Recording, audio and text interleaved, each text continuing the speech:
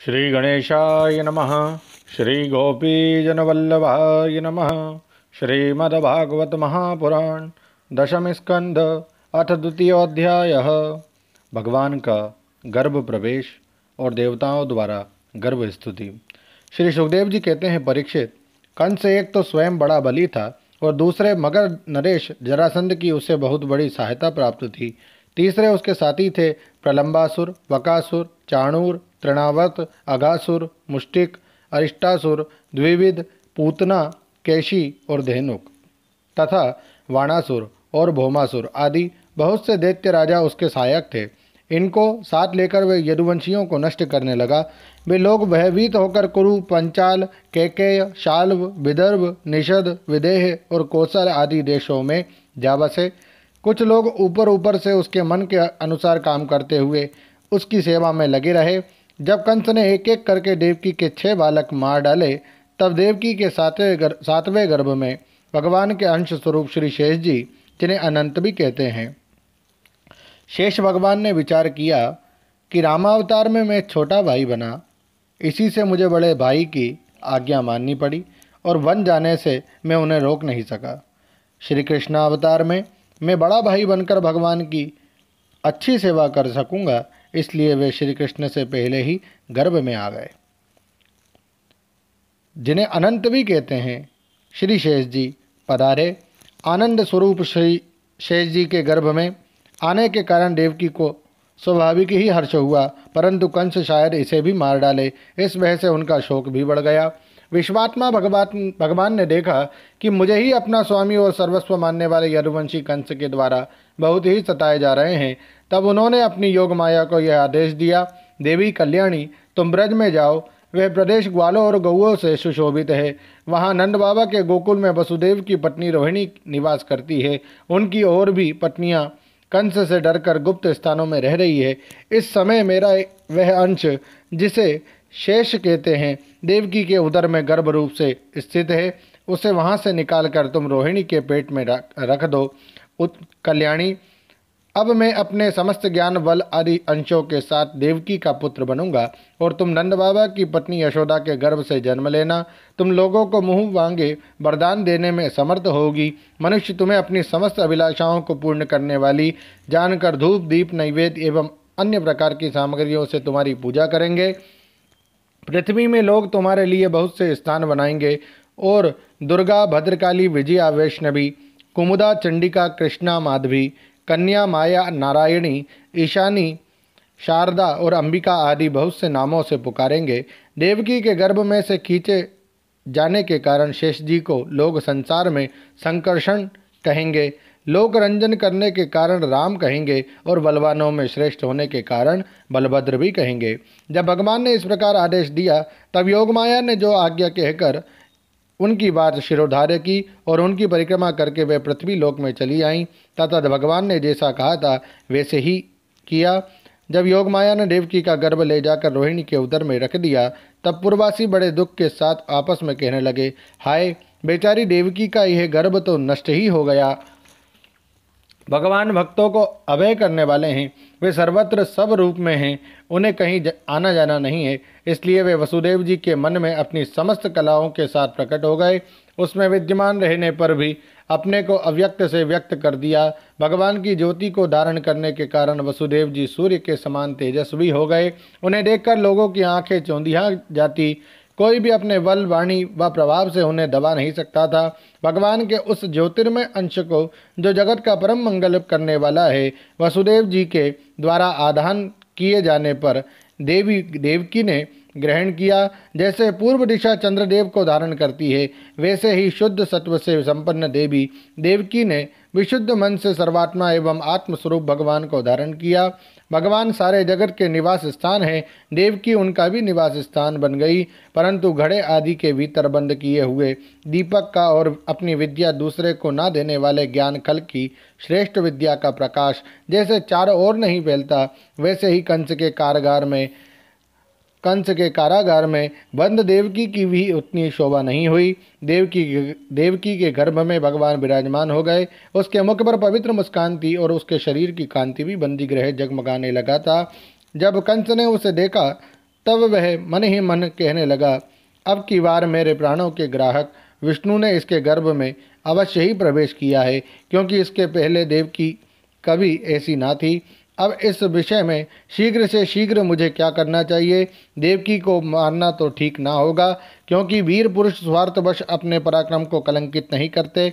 यह तो एक स्त्री है, दूसरे बहन और तीसरे गर्भवती है। इसको मारने से तो तत्काल ही मेरी कीर्ति, लक्ष्मी और आयु नष्ट हो जाएगी। वे मनुष्य तो जीवित रहने पर भी मरा हुआ ही है। जो अत्यंत क्रूरता का व्यवहार करता है, उसकी मृत्यु के बाद लोग उसे गाली देते हैं। इतना ही नहीं, वह देहाभिमानियों के योग्य घोर नरक में भी अवश्य जाता है। यद्यपि कंस देवकी को मार सकता था, किंतु स्वयं ही वह इस अत्यंत क्रूरता के विचार से निवृत्त हो गया। जो कंस विवाह के मंगल चिन्हों को धारण की हुई देवकी का गला काटने के उद्योग से न हिचका, वही आज इतना सर्वविचारवान हो गया। इसका क्या कारण है? अवश्य ही आज वह जिस देवकी को देख रहा है, उसके अंतरंग में गर्भ में श्री भगवान हैं। जिसके भीतर भगवान है, उसके दर्शन से सद्बुद्धि का उदय होना कोई आश्चर्य नहीं है। अब भगवान के प्रति दृढ़ वैर का भाव मन में गांठ कर उनके जन्म की प्रतीक्षा करने लगा।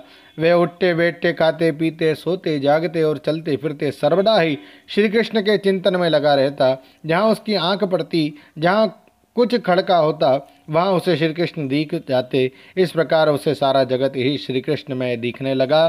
परीक्षित भगवान शंकर और ब्रह्मा जी कंस के कैद खाने में आए। उनके साथ और अपने अनुचरों के सहित समस्त देवता एवं नारदादि ऋषि भी थे। वे लोग सुमधुर वचनों से सबकी अभिलाषा पूर्ण करने वाले श्रीहरि की इस प्रकार स्तुति करने लगे। प्रभो, आप सत्य संकल्प हैं। सत्य ही आपकी प्राप्ति का श्रेष्ठ साधन है। सृष्टि के पूर्व, प्रलय के पश्चात और संसार की स्थिति के समय इन असत्य अवस्थाओं में भी आप सत्य हैं। पृथ्वी, जल, तेज, वायु और आकाश, इन 5 दृश्यमान सत्यों के आप ही कारण हैं और मन में अंतर्यामी रूप से विराजमान भी हैं। आप इस दृश्यमान जगत के परमार्थ स्वरूप हैं। आप ही मधुर वाणी और समदर्शन के प्रवर्तक हैं। भगवान, आप तो बस सत्य स्वरूप ही हैं। हम सब आपकी शरण में आए हैं। यह संसार क्या है? एक सनातन वृक्ष, इस वृक्ष का आश्रय है। एक प्रकृति, इसके 2 फल हैं, सुख और दुख। 3 जड़ें हैं, सत्व, रज और तमः। 4 रस है, धर्म, अर्थ, काम और मोक्ष। इसके जानने के 5 प्रकार है, श्रोत्र, त्वचा, नेत्र, रसना और नासिका। इसके 6 स्वभाव हैं, पैदा होना, रहना, बढ़ना, बदलना, घटना और नष्ट हो जाना। इस वृक्ष की छाल से 7 धातुएं, रस, रुधिर, मांस, मेद, अस्थि, मज्जा और शुक्र। 8 शाखाएं हैं, 5 महाभूत, मन, बुद्धि और अहंकार। इसमें मुख आदि 9 द्वार खोडर हैं, प्राण, अपान, व्यान, उदान, समान, नाग, कुर्म, कृकल, देवदत्त और धनंजय। ये 10 प्राण ही इसके 10 पत्ते हैं। इस संसार रूप वृक्ष पर 2 पक्षी हैं, जीव और ईश्वर। इस संसार रूप वृक्ष की उत्पत्ति के आधार एकमात्र आप ही हैं। आप में ही इसका प्रलय होता है और आपके ही अनुग्रह से इसकी रक्षा भी होती है। जिनका चित्त आपकी माया से आवृत हो रहा है, इस सत्य को समझने की शक्ति खो बैठा है। वही उत्पत्ति, स्थिति और प्रलय करने वाले ब्रह्मादि देवताओं को अनेक देखते हैं। तत्वज्ञानी पुरुष तो सबके रूप में केवल आपका ही दर्शन करते हैं। आप ज्ञान स्वरूप आत्मा हैं। चराचर जगत के कल्याण के लिए ही अनेकों रूप धारण करते हैं। आपके वे रूप विशुद्ध, अप्रकृत, सत्वमय होते हैं और संत पुरुषों को बहुत सुख देते हैं। साथ ही दुष्टों को उनकी दुष्टता का दंड भी देते हैं। उनके लिए अमंगलमय भी होते हैं। कमल के समान कोमल अनुग्रह भरे नेत्रों वाले प्रभो, कुछ बिरले लोग ही आपके समस्त पदार्थों और प्राणियों के आश्रय स्वरूप रूप में पूर्ण एकाग्रता से अपना चित्त लगा पाते हैं और आपके चरण कमल रूपी जहाज का आश्रय लेकर इस संसार सागर को बछड़े के खुर के गड्ढे के समान अनायास ही पार कर जाते हैं। क्यों ना हो, अब तक के संतों ने ही इसी जहाज से संसार सागर को पार जो किया है। परम प्रकाश स्वरूप परमात्मन आपके भक्तजन सारे जगत के निष्कपट, प्रेमी, सच्चे हितैषी होते हैं। वे स्वयं तो इस भयंकर और कष्ट से पार करने योग्य संसार सागर को पार कर ही जाते हैं, किंतु औरों के कल्याण के लिए वे यहाँ आपके चरण कमलों की नौका स्थापित कर पाते हैं। वास्तव में सत्पुरुषों पर आपकी महान कृपा है, उनके लिए आप अनुग्रह स्वरूप ही हैं। कमल नयन, जो लोग आपके चरण कमलों की शरण नहीं लेते तथा आपके प्रति भक्तिभाव से रहित होने के कारण जिनकी बुद्धि भी शुद्ध नहीं है, वे अपने को झूठ मूठ मुक्त मानते हैं, वास्तव में तो वे बद्ध ही हैं। वे यदि बड़ी तपस्या और साधना का कष्ट उठाकर किसी प्रकार ऊंचे से ऊंचे पद पर भी पहुंच जाए तो भी वहां से नीचे गिर जाते हैं। परंतु भगवान, जो आपके अपने निज जन हैं, जिन्होंने आपके चरणों में अपनी सच्ची प्रीति जोड़ रखी है, वे कभी उन ज्ञानाभिमानियों की भांति अपने साधन मार्ग से गिरते नहीं। प्रभु, वे बड़े बड़े विघ्न डालने वालों की सेना के सरदारों के सिर पर पैर रखकर निर्भय विचरते हैं। कोई भी विघ्न उनके मार्ग में रुकावट नहीं डाल सकते, क्योंकि उनके रक्षक आप जो हैं। आप संसार की स्थिति के लिए समस्त देहधारियों को परम कल्याण प्रदान करने वाला विशुद्ध सत्वमय सच्चिदानंदमय परम दिव्य मंगल विग्रह प्रकट करते हैं। उस रूप के प्रकट होने से ही आपके भक्त वेद, कर्मकांड, अष्टांग योग, तपस्या और समाधि के द्वारा आपकी आराधना करते हैं। बिना किसी आश्रय के वे किसकी आराधना करेंगे? प्रभु, आप सबके विधाता हैं। यदि आपका वह विशुद्ध सत्व में निज स्वरूप ना हो तो अज्ञान और उसके द्वारा होने वाले भेदभाव को नष्ट करने वाला अपरोक्ष ज्ञान ही किसी को ना हो। जगत में दिखने वाले तीनों गुण आपके हैं और आपके द्वारा ही प्रकाशित होते हैं, यह सत्य है। परंतु इन गुणों की प्रकाशक वृत्तियों से आपके स्वरूप का केवल अनुमान ही होता है, वास्तविक स्वरूप का साक्षात्कार नहीं होता। आपके स्वरूप का साक्षात्कार तो आपके इस विशुद्ध सत्वमय स्वरूप की सेवा करने पर आपकी कृपा से ही होता है। भगवान, मन और वेद वाणी के द्वारा केवल आपके स्वरूप का अनुमान मात्र होता है, क्योंकि आप उनके द्वारा दृश्य नहीं, उनके साक्षी हैं। इसलिए आपके गुण, जन और कर्म आदि के द्वारा आपके नाम और रूप का निरूपण नहीं किया जा सकता।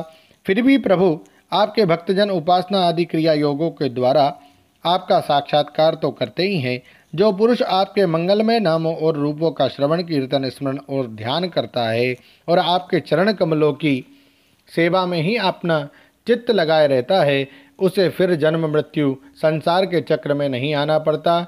संपूर्ण दुखों के हरने वाले भगवान, आप सर्वेश्वर हैं। यह पृथ्वी तो आपका चरण कमल ही है। आपके अवतार से इसका भार दूर हो गया। धन्य है प्रभु। हमारे लिए ये बड़े सौभाग्य की बात है कि हम लोग आपके सुंदर सुंदर चिन्हों से युक्त चरण कमलों के द्वारा विभूषित पृथ्वी को देखेंगे और स्वर्गलोक को भी आपकी कृपा से कृतार्थ देखेंगे। प्रभु, आप अजन्मा हैं। यदि आपके जन्म के कारण के संबंध में हम कोई तर्क ना करें तो यही कह सकते हैं कि यह आपका एक लीला विनोद है। ऐसा कहने का कारण यह है कि आप तो द्वैत के लेश से रहित सर्वाधिष्ठान स्वरूप हैं और इस जगत की उत्पत्ति, स्थिति तथा प्रलय अज्ञान के द्वारा आप में आरोपित है।